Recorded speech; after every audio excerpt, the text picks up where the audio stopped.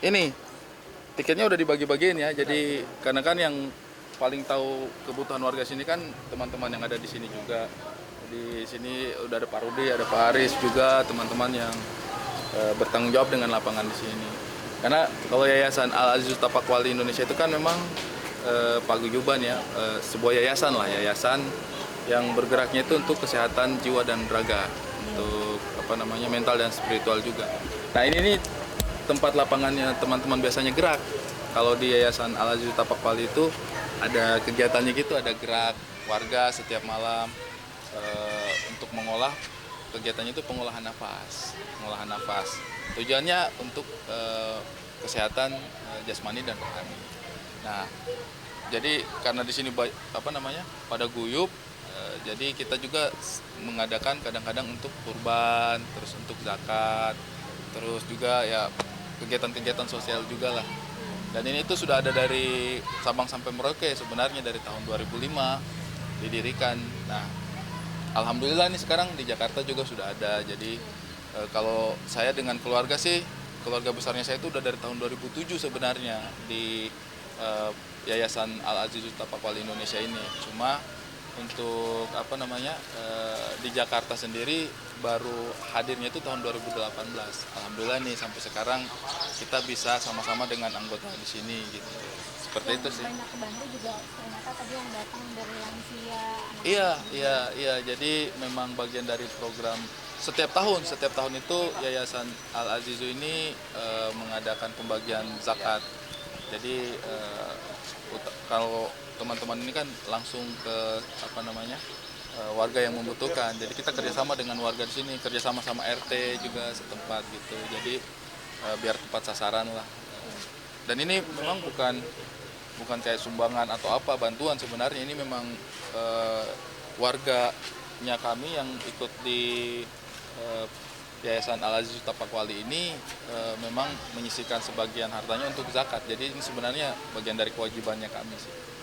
Kayak Bang, gitu. gimana rasanya bisa terus berpartisipasi dalam kegiatan seperti ini? Ya kalau sekarang ini kan maksudnya banyak hal yang bisa kita lakukan untuk turut serta berpartisipasi. Nah, salah satunya memang lewat Tapakwali Indonesia ini kita juga berpartisipasi untuk mensukseskan program pemerintah dalam bidang penguatan karakter dan juga kesehatan jasmani dan rohani.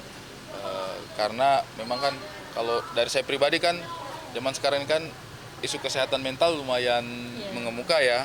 Nah, saya pribadi menggunakan media ini lewat gerak olah napas Tapakwali itu untuk mengatasi permasalahan mental yang mungkin kayak anxiety, depresi dan lain sebagainya itu ternyata untuk saya pribadi karena kan mungkin tahun-tahun kemarin saya juga sempat mengalami ya, maksudnya kayak tiba-tiba kok anxiety, mungkin apa gara-gara pandemi gitu-gitulah, kayak ada perasaan yang kurang nyaman. Nah, sehingga akhirnya saya memutuskan untuk ikut di olah gerak napas seperti ini. Jadi sebenarnya fungsinya memang betul-betul untuk kesehatan. Nah, kalau kita itu kan sebenarnya bukan kayak ormas ya sebenarnya, memang yayasan gitu, yayasan. Jadi memang banyak bergeraknya justru di bidang-bidang sosial, benar-benar untuk tujuannya murni membantu masyarakat aja gitu. Nggak lebih daripada itu.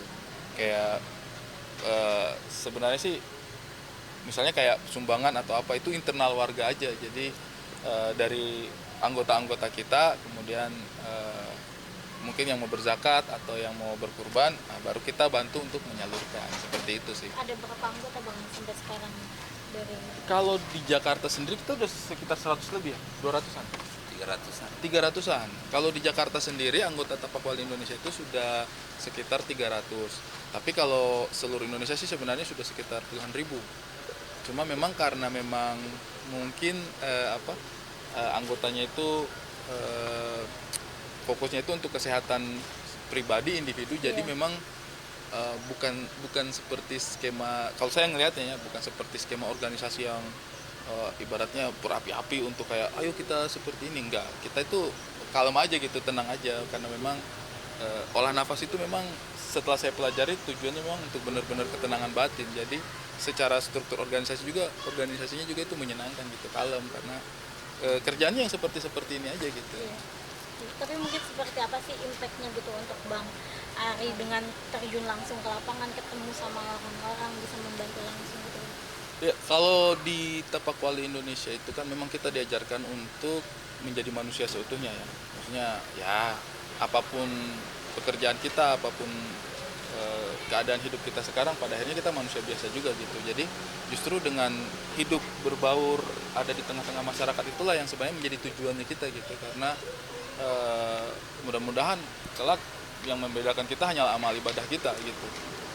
Kalau kita punya pekerjaan, kita punya bagaimana orang memandang kita itu tuh pandangan mata awam lah.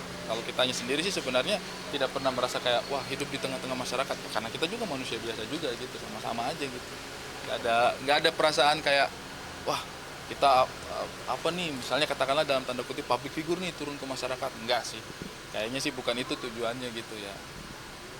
Kecuali mungkin kalau ini dapil saya ya, kalau ini dapil saya kalian boleh tuh bertanya apa nih tiba-tiba dia turun ke masyarakat. Enggak, kita nggak ada arah-arah ke situ. Jadi emang benar-benar tujuannya murni semata-mata lillahi ta'ala aja.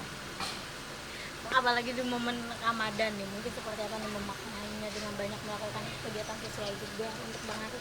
Ramadan sendiri mengartikannya bagaimana sih? Ramadan tersebut. Nah, kalau saya sih melihat Ramadan itu memang luar biasa ya.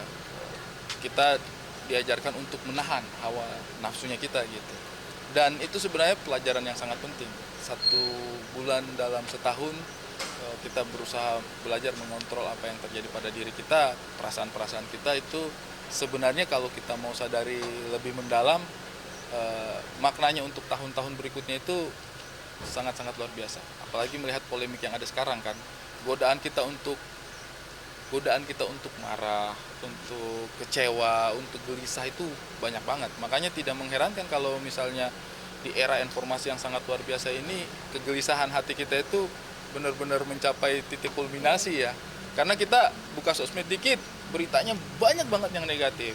Kita buka TV dikit, beritanya banyak banget yang negatif. Sehingga memang kita harus lebih memaknai itu Ramadan agar kita bisa menetralisir itu semua.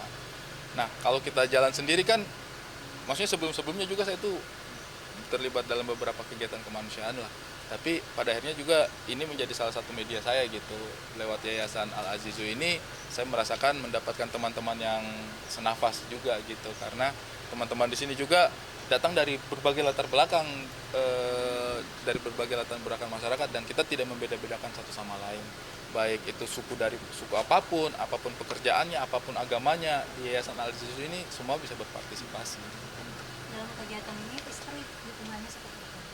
Alhamdulillah istri juga kan sama-sama dengan saya ya, ada di sini gitu. Dan sebenarnya dia ikut, cuman anak saya lagi tidur di dalam mobil nih, jadi dia lagi jaga anak di dalam. Tadi kita sudah ke Tanjung Priok juga, sudah bagi sama-sama istri juga. Dan sekarang dia lagi nemenin anak tidur ini, makanya dia nggak bisa turun. Sebenarnya dia mau ikut juga ke sini, ada di dalam mobil, lagi istirahat. Alhamdulillah kalau untuk kegiatan-kegiatan positif mah kita pasti saling support lah. Nextnya dari sini nanti akan ada berapa titik lagi nih Bang? Terakhir kita di Jakarta Selatan memang. Tadinya sih mau hari ini juga serentak gitu. Cuma yang di Jakarta Selatan baru dapat datanya tadi pagi, dan yang nemenin itu baru bisa besok. Karena kan kita memang juga yang kayak gini kan selalu sepengetahuan RT RW setempat gitu. Jadi memang tahapannya kita harus nunggu RT RW setempat gitu. Jadi mungkin habis ini istirahat dulu, besok baru kita ke pembagian lagi. Alhamdulillah sih itu sih yang paling luar biasa sih, karena ini kan kegiatannya bukan hanya sekedar kegiatan sosial ya. Jadi memang kita itu seminggu 2 kali itu ada namanya gerak olah nafas itu. Nah di Jakarta ini sudah ada 3 lapangan sebenarnya, di Jakarta Utara GRJU, di sini di Jakarta Barat, terus ada juga di Jakarta Selatan di Cilandak Kakao. Jadi emang lewat Yayasan Al-Azizu saya tuh nyari keseimbangan hidup. Jadi kadang kita kerja tapi kita nggak lupa juga untuk mencari jalan kesehatannya kita juga. Ini dia baru bangun. Baru bangun tuh. Sudah laksanakan, tadi kita udah bagi, ini titik terakhir. Nakai.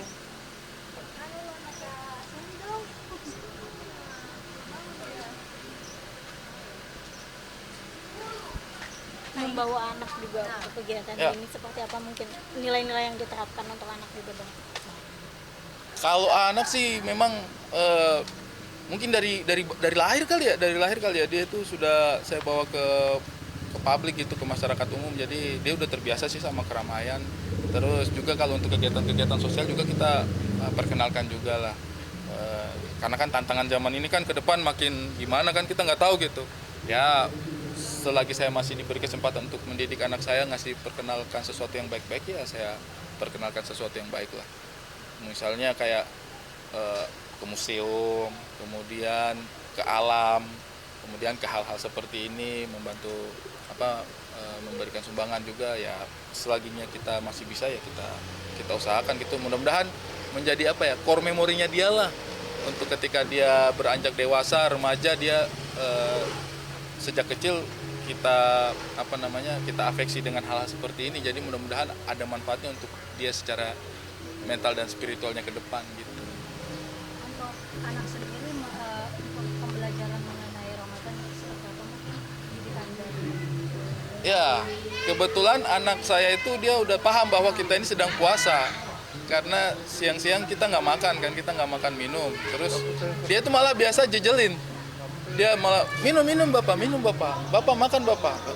Lagi puasa nggak boleh makan. Jadi cara kita memperkenalkan puasanya seperti itu. Tapi dia malah jadi penasaran, kok nggak boleh makan, kok apa yang dia makan kita nggak mau gitu. Malah dia jejelin terus, ayo mama, ayo bu, bapak makan gitu. Kita lucu aja sih. Kalau kita lagi puasa terus dia malah maksa-maksa